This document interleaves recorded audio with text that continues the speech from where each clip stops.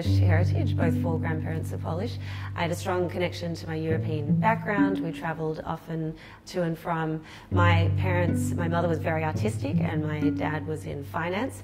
The way I rebelled as a young child was my mother would go around the house painting each wall a different colour, and I couldn't stand it. So I rebelled as a teenager by painting my bedroom beige, and she thought I was completely bananas. So I think at the age of 15, I'd sort of honed in what I liked and didn't like visually, and that kind of set me off on a trajectory.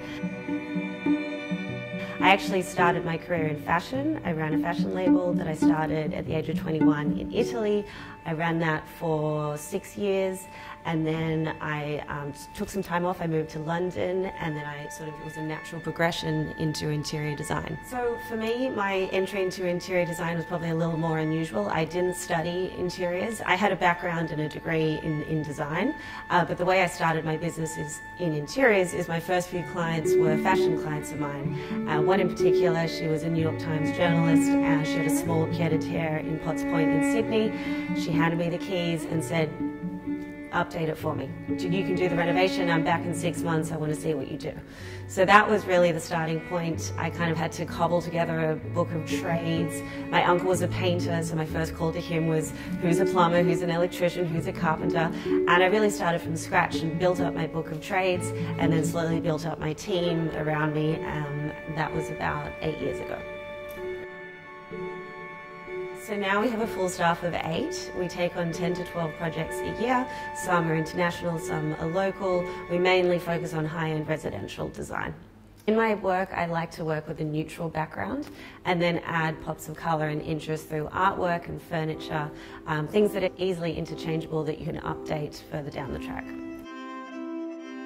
In interior design, you have to have an innate sense of style yourself. That's something that can't be taught. You could spend 10 years at school and not get that. So I think that's key. The other thing is running a business. At the end of the day, you're running a small business. So you need to know how to deal with clients. You need to know how to deal with trades.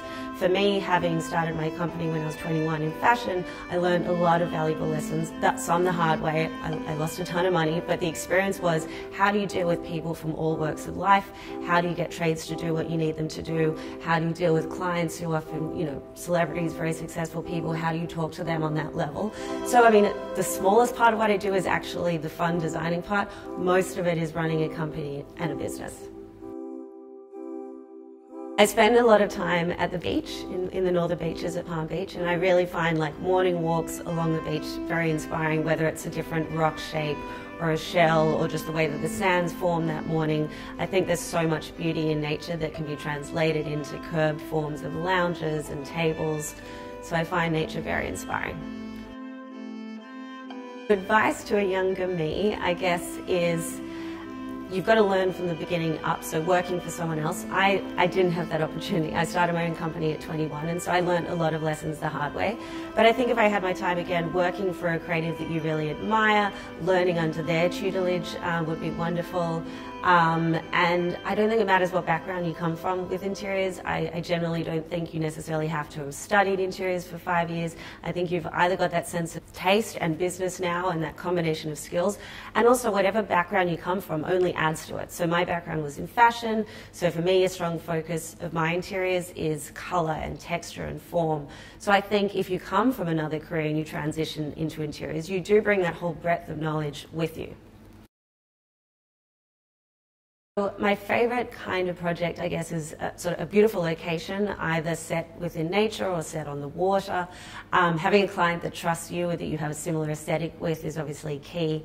And I love a project where we can sort of manage the whole thing from ground up to completion. So where we do the architecture, the interior design, we obviously pick all the finishes, we custom design the furniture, we hang the art. Sometimes we even fill the kitchen with groceries, but we love delivering that end-to-end service and having the entire vision realized.